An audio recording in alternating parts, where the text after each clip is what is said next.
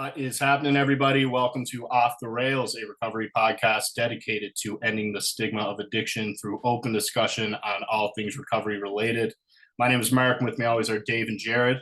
Today we have two very special guests. And Jared, take it away. Yeah, we're pretty excited today. When I first got out of rehab and we started this podcast, my fiance actually said we should look into getting Colette on. We're both from Kingston. So now we got Joe on and her husband, Chris, which is an awesome bonus. So we're very excited to hear their stories and hear about their journey. So, guys, as I was mentioning before, we normally have our guests come on and share their stories with addiction and recovery. So today's going to be pretty special. We have two of you guys, and we'd like to hear both your guys' story, and then kind of how you guys got to know each other and met, and basically whatever you guys feel that you want to share, take it away. And thank you guys again for joining us. Thanks for having us. Yeah, thank you so much for having us. So, guys, where are you guys from? So I'm from Kingston. I was born in Kitchener. I spent a fair bit of time in Kingston as I was growing up. And between the ages of like 6 and 12, my family traveled quite a bit. We lived down in the States and in Central America before we eventually kind of came back to the Kingston area. I also spent about 4.5 years out west in British Columbia before again coming back to Kingston. Where I spent another couple years, and now I've been in St. Catharines for almost 3. And myself, I was born in St. Catharines, Ontario, lived there until I was about 18 or 19. I moved all over the place. I was in New Zealand, I was in the Caribbean, I was in the States, came back to Toronto for a little while, and then eventually ended up back in St. Catharines. So very similar to Joe. Came back to the place that we were born. Beautiful. Well traveled. Yeah. Love it. So, guys, I guess we could start. How was like family life growing up? Joe, do you want to start and then kind of bounce back and forth? Yeah, for sure. I had a bit of an atypical childhood. I have a younger brother, an older sister. We were all homeschooled up until we hit high school. So I mentioned that we traveled around quite a bit as a family, and that was a great experience. Really interesting to see the world, and my parents were doing some like service work abroad, so we got to see all different kinds of poverty and wealth and different ways that people live all over the world. But along with that came a lot of instability, and my parents also had some mental health issues and definite rifts in their relationship that really kind of spilled over into our home life. And another aspect of being homeschooled was that we ended up fairly isolated in our, I guess, family dynamic. So I didn't see a lot of how other families interacted. So I grew up fairly isolated, I guess, just this kind of like closed off circle of my 2 parents and my 2 siblings. And I would say the environment was tense for sure. Lots of eventually my parents ended up splitting, and before that time there was lots of kind of family violence and conflict within the home that made it a little bit of a tense place to grow up. Yeah, and for myself, growing up, I was from a family where one side of the family was like a business family, the other side of the family was like a hardworking kind of like blue collar type family. Both sides heavy drinkers. It's not for me to say if they're alcoholic or not, but from what I saw, the signs were there. I grew up in a kind of, I would say, watching my parents and aunts and uncles drinking a lot. There was always arguments. There was, sometimes some violence. My household itself was very, like I call it like a don't ask, don't tell kind of household. I was taught from as early as I can remember that what goes on behind closed doors stays there. Is kind of the idea that make it look good for everybody else, but what happens here within the family, we don't talk about outside of these doors. My mom suffered a great deal with her mental health. My dad was all over the place. He was he was like a fun dad kind of guy. He was traveling a lot for business, so he was in the States a lot. He'd always bring me home things. He was his side of the family was the business side, so he'd buy me material things. My mom was at home for a lot of it, and it was quite tumultuous with her. I never knew which version of my mom I was going to get, so I felt like my household was kind of a cold place, and I felt like I was always walking on eggshells. Like the emotional side of my childhood was very touchy, and I didn't feel that I could talk to either of my parents about anything that was actually going on with me. I was always judged or criticized pretty hard, especially by my mother. And so I ended up being a very anxious kid. I was a very I kept to myself. I would make friends, but I had a hard time keeping friends. I didn't want to bring anybody home. Friends of mine wouldn't come to my house for a sleepover really, because I didn't know what was going to happen, and I didn't want to put myself in kind of that place or put them in that place. So I would often go to other friends and other friends' houses and spend time with them. And something I really noticed, and I didn't have any reference of like what a household was supposed to feel like.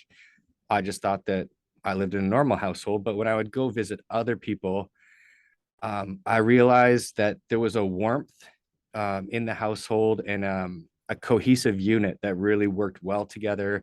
They shared about their day, they shared about their feelings, their emotions. It was very open and honest. And the more time I spent at friends' house, the more comfortable I felt with those families. So I felt like I had kind of like surrogate families within my friend group. I would go and spend time and go, I would love going for dinner at another place because it felt warm, and it felt I felt welcome. Where I don't want to say I didn't feel welcome at my house, but I was very on edge in my house at all times. It was a very verbally, emotionally, and sometimes physically abusive atmosphere at times. Chris, I really relate to that, man. Do you find like not having that like emotional support at home, it kind of led you to like bottling up your emotions and kind of not being able to process them correctly? 100%.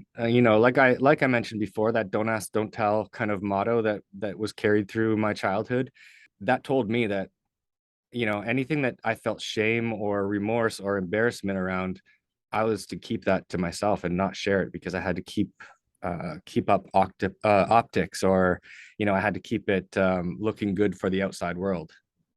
So guys, what did it look like without spending too much time, but from when you first started using, when it was maybe fun or whatnot, to a breaking point, or needing to get sober?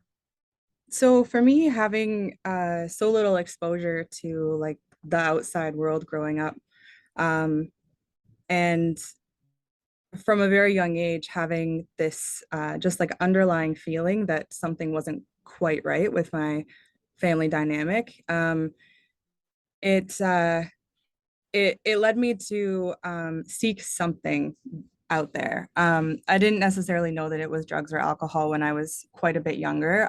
I just, for example, knew that I had to be like away from my family dynamic, away from the house. Like Chris mentioned, I would start to try and spend as much time as I could with other families, and then kind of like cherish the warmth that I could feel there.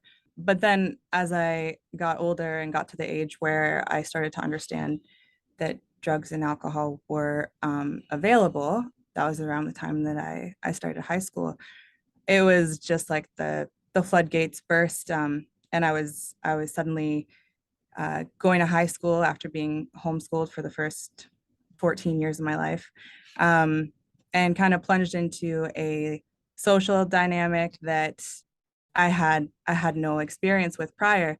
Um, and I knew I didn't really fit in with a lot of the people there, so I kind of gravitated towards the ones that were more like the outcast, or like the creative type.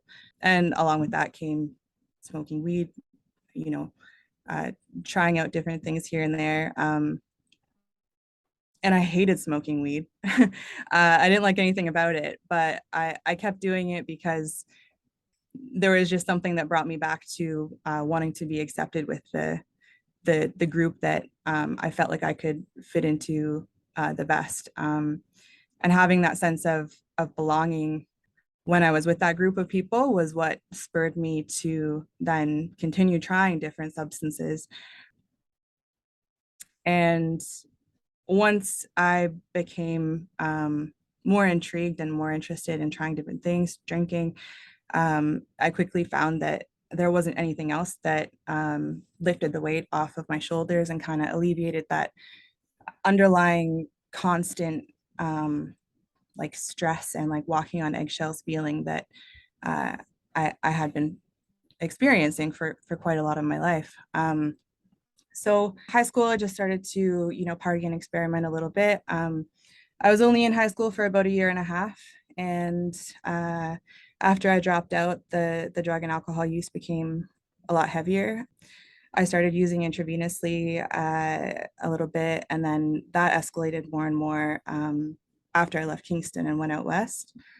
And the drug changed from like, you know, alcohol and weed to harder drugs, opiates, cocaine, anything I could get my hands on, basically. And along with the drugs and alcohol came this constant relationship to the people that I would be using with. At one point, it was just a friend group, or like, yeah, you know, your people that you do that with. And then eventually it was like an ex-boyfriend who was also an addict. And being with him, it really basically put like gasoline on the fire when you have two people that are so troubled and struggling so much and don't have the necessary tools to kind of dig themselves out of that pit. Yeah, so I spent about 5 years in very heavy drug use before I got clean. And when I did get clean, I had about another 5 years before I actually started my recovery, in terms of looking at why I had done the things I had done, why I had fell so deep into addiction so quickly, and how I could positively change my life past just being abstinent. Joe, when you had the 5 years clean, but you weren't in the recovery process, was it like dry knuckle sober, or how was Yeah, that? Did you go to meetings or anything, or was it just? I didn't. I had this impression that I, for some reason, didn't need it. I had this misunderstanding about what the meetings were. I had this like picture in my head of like a group of people that I didn't feel like I belonged with, and now I know how wrong I was with that with interpretation. But I didn't see a lot of people or have a lot of people in my life that were talking about their sobriety, and I certainly wasn't talking about my sobriety. I had just initially just stopped using drugs, and then in a period of about 3 months, just quickly realized that I couldn't drink or smoke either, because one thing would lead to another. So yeah, I was definitely doing it without any sort of assistance. I had tried to bring out my past and talk about my addiction to a couple different people, and I had been met with kind of like disgust and disdain instead of support. I was just obviously talking to the wrong people, but because of that, it kind of just caused me to just like shove it all into a little box and decide that I wanted to ignore that part of my life and move forward instead of addressing it, and really acknowledging what I had been through. I meant to say white knuckle, by the way, too, not dry knuckle. Dry knuckle. Brian I knuckles get are usually some of the white words anyways. sometimes. That's funny. Chris, how about yourself, man? Yeah, for me, so when I was about 7 years old, I had like a some sexual trauma that happened with a caregiver of mine, and that was the moment I think that changed everything for me. I was already, like I mentioned earlier, that I was anxious and a little bit I was scared. I was small.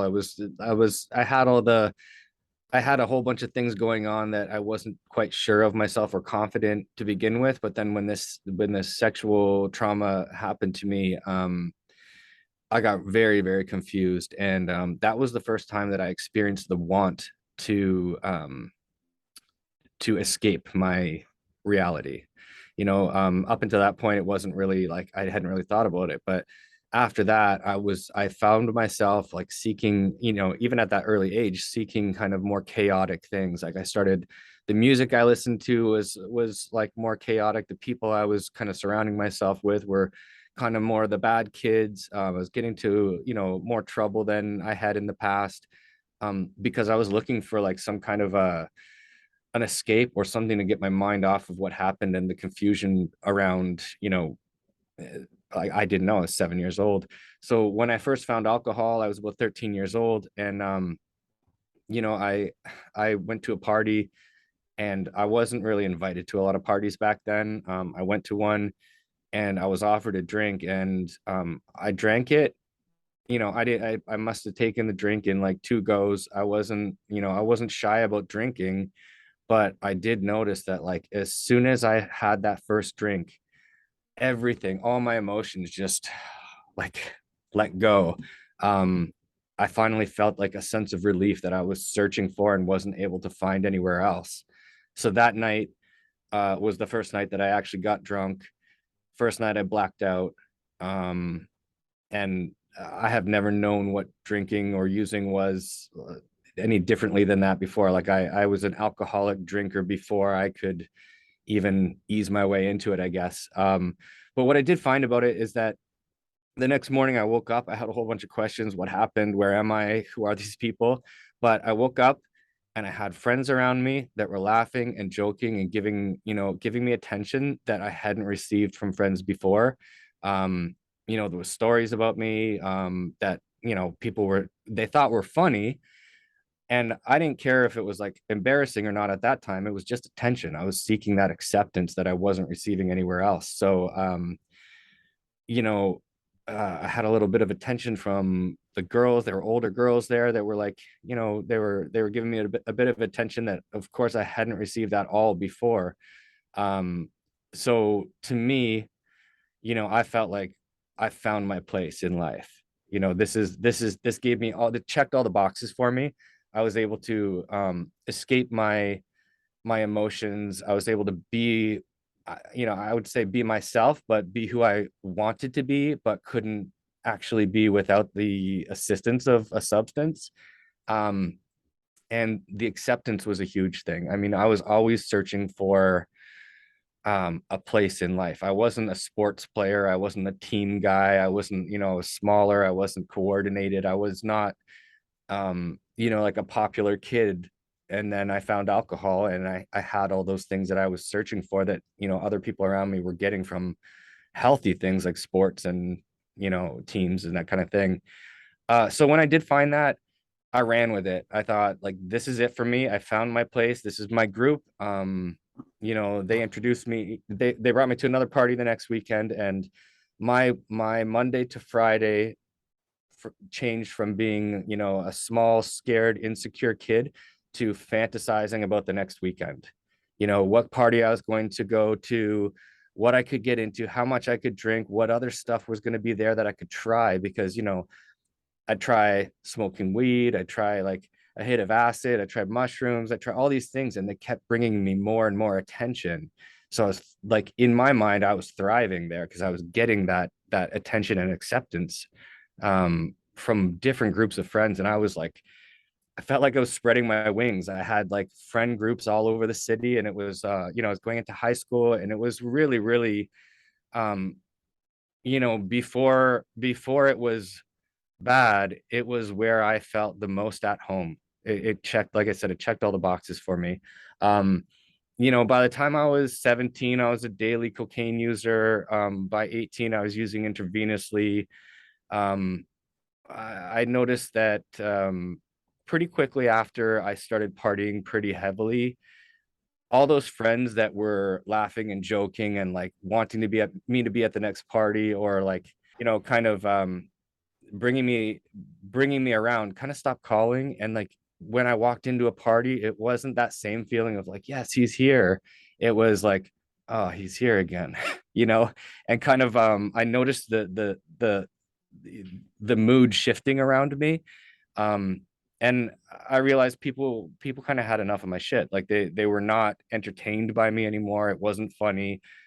People were getting more serious about going to college, university, jobs, whatever, and I was still acting like, a wild child that like I had no care in the world. And quite honestly, like I was destructive to myself, to others around me. I was taking advantage of just about anybody I could to get what I wanted. I learned, I would say, like the art of manipulation quite early in life. So I was able to get what I wanted when I wanted. And I didn't see any problem with it. I didn't see that as selfish, self-seeking behavior, or like, I didn't care who was in my way. I just bulldozed through life, not worrying about who got hurt or who was affected. And I tried a few different things. I tried like the geographical cure. I went out to New Zealand for a bit. I went down to the Cayman Islands. I was living for about a year. And everywhere I went, I, like the saying goes, right? I brought myself and I brought my problems. And, I always thought that the problem was my environment, my friends, it was somebody else's fault. It was never my fault that I fucked up. It was always, well, they did this first, so that's why it was always an excuse. And I didn't see it. My eyes were closed to it. I was kind of blinded to the fact that I was bringing myself around, and really I was just carrying my problem wherever I went. And I noticed patterns, but I didn't notice them enough, or I didn't care enough to change my behavior as a result of these patterns. People warming up to me and then kind of telling me to get lost, and warming up to me, telling me, okay, we've had enough of your shit. And yeah, it went on like that for a bunch of years. You know, it was with little stints of sobriety kind of peppered into the years of abuse and use. But yeah, I mean, I guess we'll get to that part eventually. But that's kind of how it started for me. I just had a real quick question on that with regards to, when you said your friends, didn't want to put up with your shit anymore. Was that at the time, did you just sort of like, whatever, like, I'm just gonna go hang out with someone else? Or is that something you figured out later on while reflecting back kind of on like, oh, maybe I was destructive and they didn't want me around? Or at the time were you just kind of, you know what I mean? Just kind of like, whatever, these guys are doing their own thing now. I still want to party. No, my attitude at the time was, there's something wrong with them if they don't like me. Okay. I'm Yeah. fucking awesome. Yeah. Like truly, that was the selfish like way my brain worked. And okay, cool, if they don't want to hang out with me, I got different friend groups. And I would find that, I mean, I don't know if this is the right thing to say, but like my groups of friends, like the things that they were into, and the kind of like the social acceptance of the groups I was in became lower and lower. Do you know what I mean? So like when a certain group wouldn't hang out with me, I'd go to a lower group, or I'd go to younger people and hang out with younger people, because I was a 20-year-old acting like a crazed 15-year-old that just tried alcohol for the first time. So I would go hang out with people that were still in high school partying like idiots, because to them it was like, I was fun still. To my friend groups, my peers were like, okay, we're moving on, we're in college, we want to get jobs, we want to be productive. And that was high school. But yeah, I didn't think, no, I didn't think it was my problem. I thought it was their problem, which is, I mean, certainly not the way I view it today. But Yeah. Oh, was there that like turning point where you were like, you know what, it's me and I got to figure it out? Or how did that kind of go? Later in life. So when I was 22 years old, I was working in a machine shop here in St. Catharines. I'd moved around a bunch, came back to St. Catharines. I worked at this machine shop, building like car parts, and I worked like a night shift. So I was able to party. I'd go in, set up my machine, party all night in the parking lot with the guys. No management was around until 8 o'clock the next morning. We got off at 7, so it didn't matter. It was for an alcoholic and an addict like myself, it was a dream job. It paid well, and I got to party all night, and then we'd carry on somewhere else. But something I noticed, and this is kind of I think for me, this person is responsible for changing and saving my life. I noticed this guy at the machine shop. He worked day shifts, so he would come in at 7 as I was getting off, and he'd always sit at like the end of this corridor, kind of staring at me. And he'd have his arms crossed, and he was this big, biker looking dude with a big beard and tattoos all over him. And I thought, like, honestly, I couldn't figure out why he was staring at me. I always thought, what did I say to this guy, like in a drunken stupor on my way out? Did I piss him off? Have I lipped off to him? Does he have a problem with me? And I couldn't figure it out, but he was looking at me with this very distinct look, and it's kind of the look that a father would give to a son when he kind of disapproved of his behavior. And I couldn't figure it out. And one day he came up to me kind of out of the blue and sort of cornered me, and I thought, okay, I'm about to get my ass kicked. And he said, "Kid, I've been watching you, and I just want to tell you that when you get sick and tired of being sick and tired, give me a call. I can help." And he handed me a piece of paper with his name and his number on it, and I had no idea what he meant. I took it. I was grateful that I didn't get my ass kicked. I put it in my wallet, and it stayed in there for about 3 months until, one day I was in a bar, with, again, like, no friends. Dealers weren't picking up my phone calls because I was into them for too much. I couldn't pay my bar tab. I was running like, I'd been sitting in this bar all day. Um, I didn't know what I was going to do. I thought I was going to have to dash out of there or something like that. And I was flipping through my wallet looking for like an old credit card or something that I may have like stolen off somebody, or I don't know, just to make it, just to cover my bar tab, because it was hefty, and his number was just there. So I was like, okay, fuck, nobody else is picking up my call. I'm gonna call this guy. His name was Terry. So I went to, like, back then it was a payphone. I went to a payphone. I think I like stole a quarter out of the bartender's tip jar to make a call or something. And I called this guy and I said, "Hey man, it's Chris from work. You said that when I got sick and tired of being sick and tired, you'd be able to help me. And I think I'm pretty sick and tired of being sick and tired." And I always say this with this guy. I truly just wanted him to come and pay my bar tab.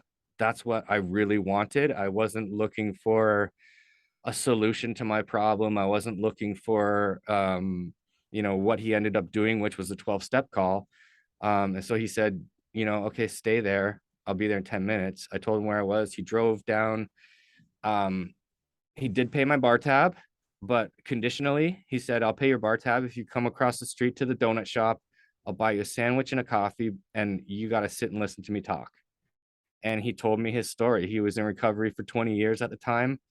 He told me what it was like for him going through his years of addiction, what happened, how he changed, and what he's like today. And at the end of it, he said, how does that sound to you? Is that something that you'd like? And I said, "Yeah, it sounds like you've made a change. Your life sounds pretty awesome. And you got to be kidding me that you can not feel like this." Like, I truly didn't know that people didn't live this way. I was so tunnel vision to this addict lifestyle. So he brought me to my first meeting the next night, and it was terrifying. I walked into the room. I didn't identify with anyone. I was by far the youngest person.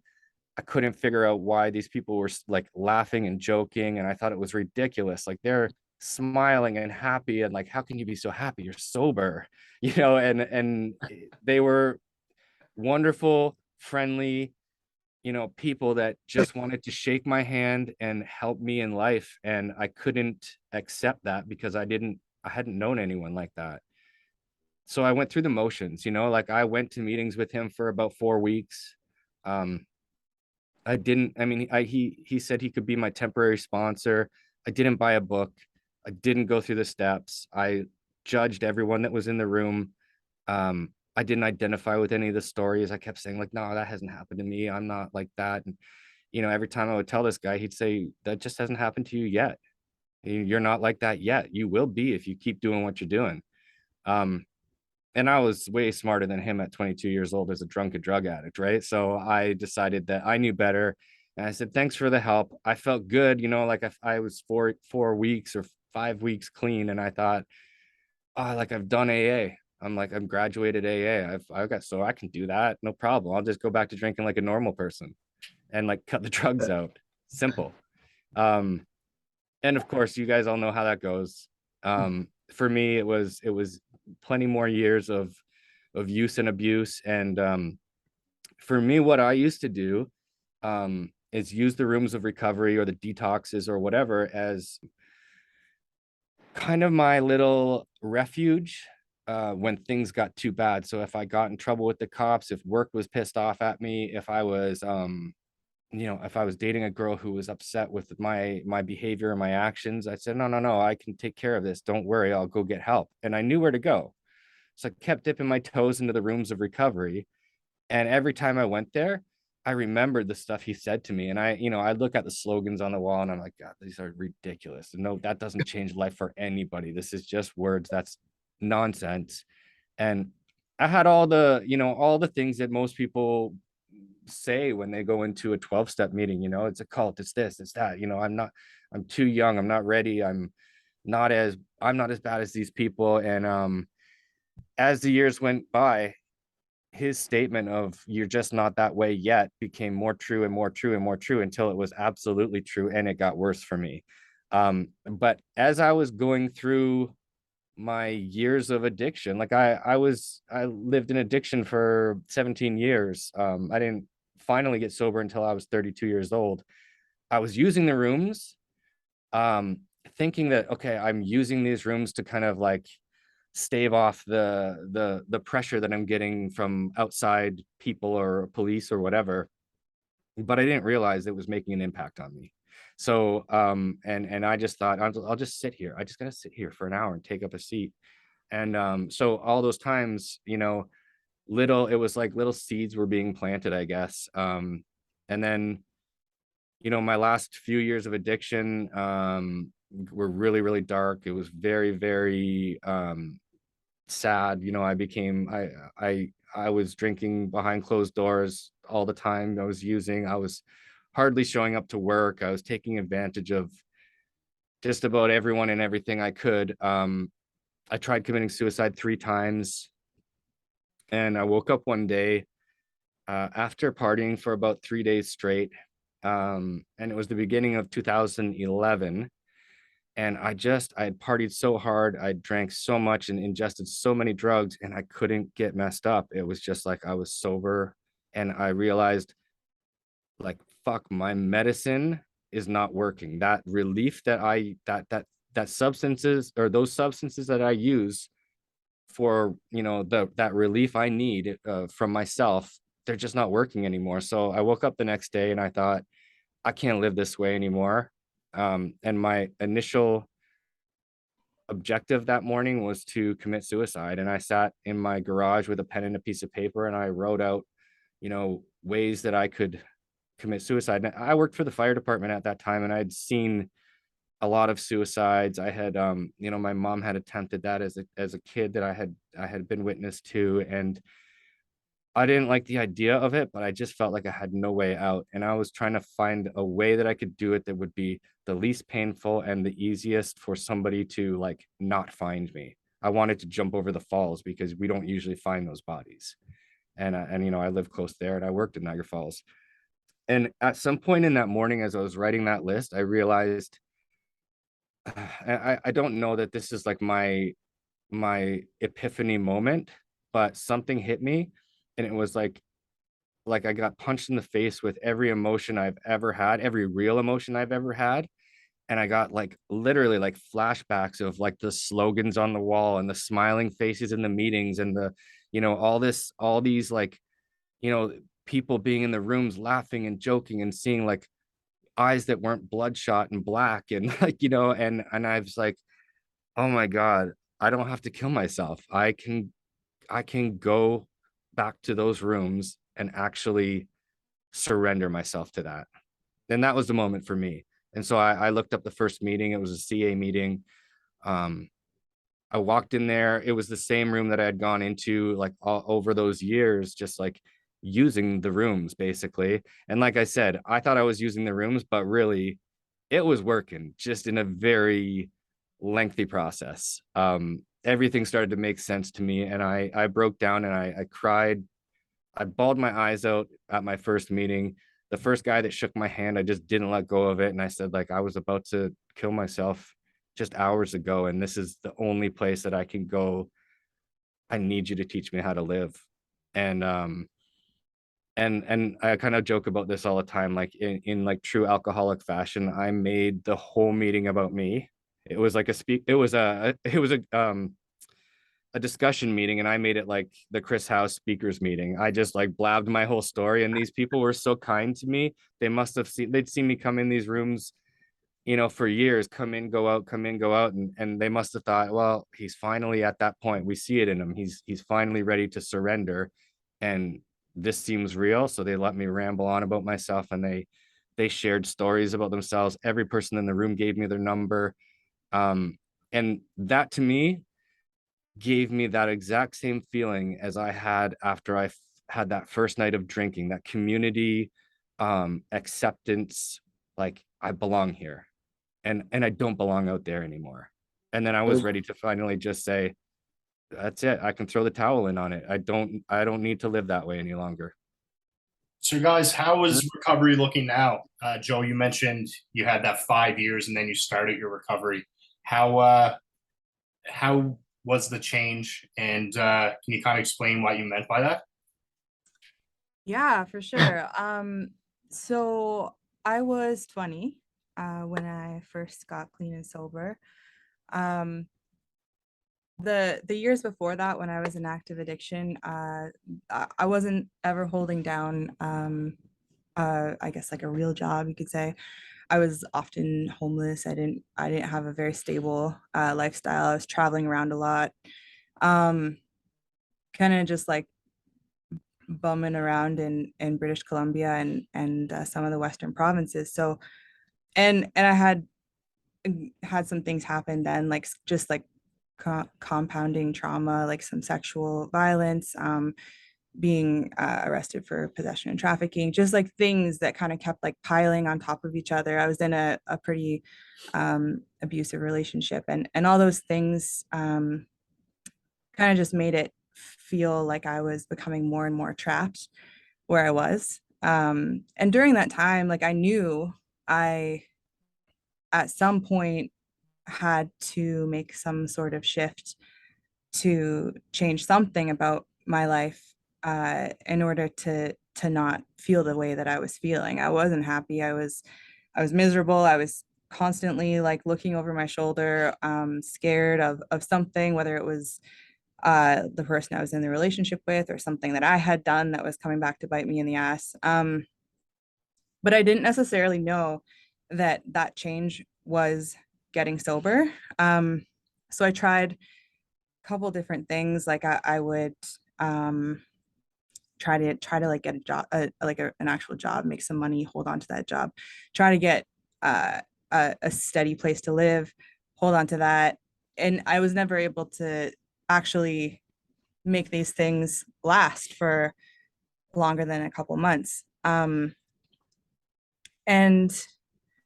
I tried to kind of like very weakly like stop using a couple times, and it was only like it was very short periods of time before the thought just kind of like left my head. And eventually I got to a point where the relationship I was in was getting increasingly more dangerous to be in. And I just knew that I needed to leave. I was really, really unhappy. I didn't like who I was becoming or who I was. I was doing things that kind of like went against the grain of how I wanted to see myself. And I do give my parents credit for this because they did, although my childhood was really turbulent and had a lot of kind of disruptive things in it, they did instill this like baseline sense of values. And I was like their mark was here and I was like way, way below that. And I knew I needed to make a drastic change if I was going to be able to move forward in any way. And more than anything, I was just scared of staying where I was. So I was out in BC, and I decided one day I just like packed up all the stuff I had, which was very little, put it in a backpack, and hitchhiked back to Kingston, Ontario. And over that trip, came off of a lot of the stuff that I was on. It was a pretty excruciating trip to make back. And I didn't talk to too many people when I did kind of like settle back down in Kingston. I started living with a friend of mine there, and that first stretch of dry or white knuckling it, either or, was it was tough in the sense that I felt like I needed to hide that part of myself. I was very ashamed of it, and I didn't feel or know of any place where I could go to talk about it or any people that I could relate to. I knew a ton of people, but they were all using or partying. So if ever the topic came up, it wasn't one that shifted towards like self-improvement or sobriety. It was one that was like, oh fuck, like just come hang out and we'll get fucked up. So I cut those people out. I knew enough to do that, but I just didn't know what options were out there. So the addiction kind of switched from substances to people. I met my now ex-husband very, very shortly after I came back to Kingston, and he had just stopped drinking a couple months before we met. Same situation, not going to meetings, not talking to anyone, very stubborn and self-reliant. And so we met, and it was just a very like codependent and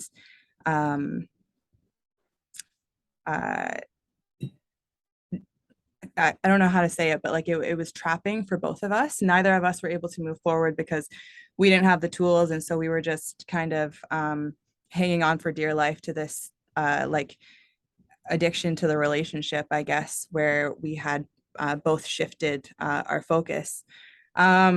I started getting into fitness as well. I really enjoyed starting to be like extremely diligent about food intake, and started to learn that like moving my body felt good. I started going to the gym and running a bit. And I relied really heavily on that for kind of just like getting rid of pent up emotions or frustrations. So that worked okay to keep me from using.